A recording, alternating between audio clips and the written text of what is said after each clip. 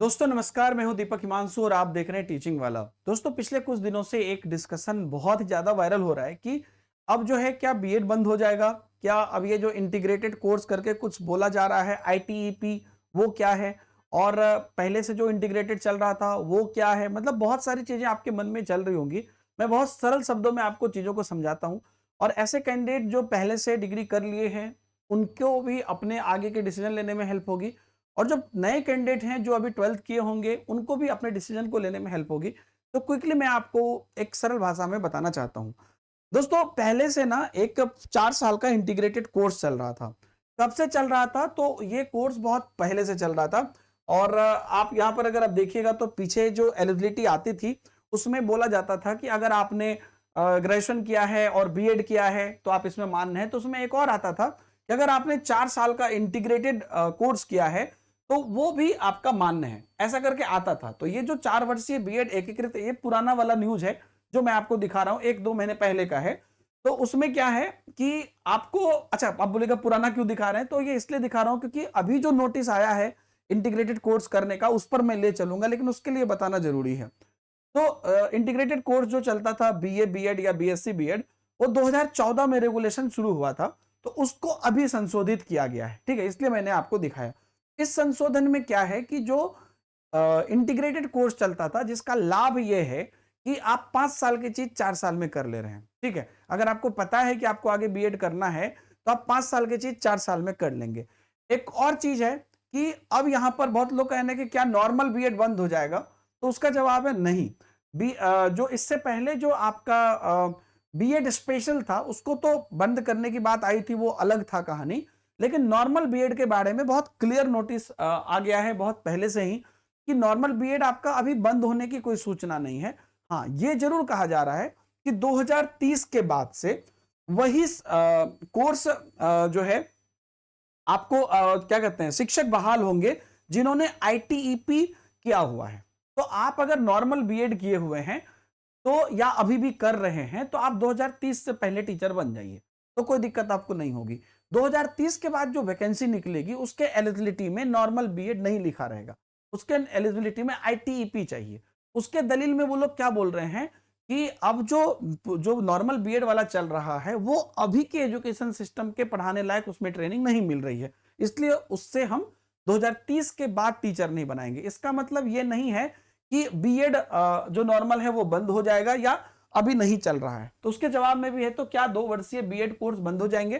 तो नहीं, वो बंद नहीं होगा। उसमें यही कहा जा रहा है कि उसको आप अभी भी वो चलेगा 2030 तक, तो आप उसमें टीचर भी बन पाएंगे। 2030 के बाद आप टीचर नहीं बन पाएंगे, बल्कि उसका उपयोग आप एकेडमिक जरूरत के लिए कर सकते हैं, हायर एजुकेशन के लिए। मान लीजिए आपको एमएड करना है या पीएचडी करना है तो उसके काम आपकी वो बीएड आएगी।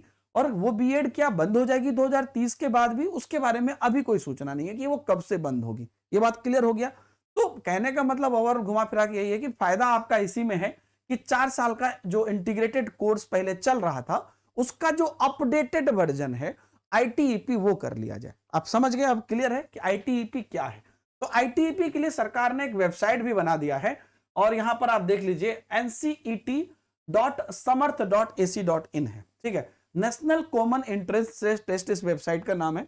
इसमें ही एक इनवाइटिंग ऑनलाइन एप्लीकेशन के लिए एक पूरा पीडीएफ जारी हुआ है, शायद आपने ऑलरेडी ये पीडीएफ देखा होगा। और इसी वेबसाइट पर जब आप इंफॉर्मेशन बुलेटिन में जाओगे तो इंफॉर्मेशन बुलेटिन भी यहां पर जारी किया गया है। मैं आपको बता देता हूं क्या है। अगर आपको आगे मतलब चाह रहे हैं कि आपका ये लॉन्ग टर्म 2030 के, क्योंकि अगर आप बीएड कर रहे हो 2030 से पहले नौकरी ले रहे हो तो कोई बात नहीं है, लेकिन 2030 के बाद भी आपकी रहे उस चीजों के लिए कि आगे की वैकेंसीज में भी आप बैठ सके, या अब आप शुरू कर रहे हो अपना करना, तो बहुत लोग फिर से करना चाहते हैं या बहुत लोग अभी 12th किए हैं, तो आपके लिए बहुत जरूरी है कि अब आप आईटीईपी ही करिए। और ये सजेस्टेड भी है, क्योंकि इसमें अब होगा क्या, आईटीईपी एक कंबाइंड टेस्ट होगा, ठीक है। जैसे कैसे आपको कोई एक स्टेट का बीएड के लिए, किसी एक यूनिवर्सिटी के बीएड के लिए एंट्रेंस टेस्ट होता है, तो ये उसी प्रकार का एक कंबाइंड एंट्रेंस टेस्ट है जिसमें बहुत सारे यूनिवर्सिटीज और कॉलेज शामिल हैं जो इसी टेस्ट से लेंगे।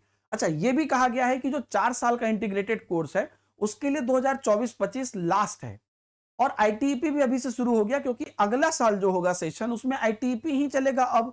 तो उसके में इंटीग्रेटेड कोर्स जो है नॉर्मल वाला पहले वाला इंटीग्रेटेड कोर्स, उसको भी कॉलेज को बोला जा रहा है कि आप उसको बदल लीजिए, आईटीईपी में कुछ संशोधन करके बदल सकते हैं। तो मतलब सब मामला अब इसी तरफ जा रहा है। तो अब अगर आपको एडमिशन लेना है तो आप इस आईटीईपी में ले सकते हैं, 4 साल के इंटीग्रेटेड एजुकेशन प्रोग्राम में। और इसका अपना पूरा फॉर्मेट जारी हुआ है कि 13 अप्रैल से आप इसमें अप्लाई कर पाएंगे और इसका 30 अप्रैल तक आप अप्लाई कर पाएंगे।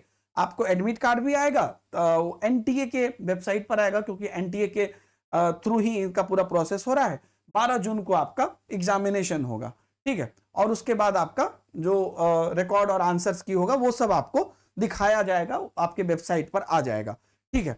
और इसके बारे में ये भी है कि इसका जो एग्जाम का पैटर्न होगा, इसमें 4 सेक्शन होगा। पहला सेक्शन में आपको 2 लैंग्वेज लेना है, 38 लैंग्वेज में से, उसमें से आप 2 लैंग्वेज चूज करिएगा, जिसमें से कि आपको 23 क्वेश्चन आएंगे, जिसमें से कि 20 क्वेश्चन आपको अटेम्प्ट करना है। उसके बाद 3 डोमेन चूज करना है, जैसे ग्रेजुएशन सब में 3 सब्जेक्ट चूज करते हैं ना, तो यहां पर आपको 3 सब्जेक्ट चूज करना है। उसमें से टोटल 26 डोमेन है, उस 26 डोमेन में से कोई 3 सब्जेक्ट आप चूज करिएगा। तो उससे क्या होगा कि 3 डोमेन आप चूज कर लीजिएगा, उसमें भी आपको 28 क्वेश्चन आएंगे, जिसमें 25 क्वेश्चन आपको बनाने हैं। इसके बाद है सेक्शन 3 जनरल टेस्ट है। जनरल टेस्ट के बारे में भी लिखा है कि नॉर्मल जो एप्टीट्यूड वगैरह होता है, एप्टीट्यूड, रीजनिंग, जीके, जो छोटा मोटा वो मतलब चीजें आएंगी, उसमें भी 28 क्वेश्चन में से 25 क्वेश्चन बनाना है। टीचिंग एप्टीट्यूड आएंगे, तो टीचिंग एप्टीट्यूड में भी 23 में से 20 क्वेश्चन बनाना है। तो सेक्शन 3 और सेक्शन 4 जनरल टेस्ट और टीचिंग एप्टीट्यूड सबके लिए कॉमन है। डोमेन 3 आप जो चूज करिएगा उसमें से होंगे, टोटल 26 में से 3 डोमेन, और 38 लैंग्वेज में से कोई 2 लैंग्वेज आप चूज करेंगे, तो इसका आपको होगा टोटल 160 क्वेश्चन आपको अटेम्प्ट करना है, 181 क्वेश्चन, ठीक है।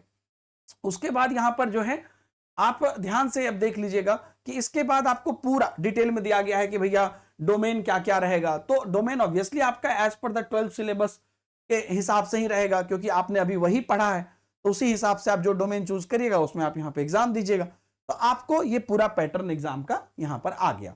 अब इसमें आप नीचे जाइएगा तो आपको इनके पूरा बाकी डिटेल भी मिलेगा, जिसमें कि आपको ये बताएंगे कि भैया लैंग्वेज में क्या क्या इनके पास है, डोमेन जो होता है वो डोमेन में क्या क्या है ना, कौन कौन से डोमेन, 26 डोमेन है वो भी यहाँ पर है आपका।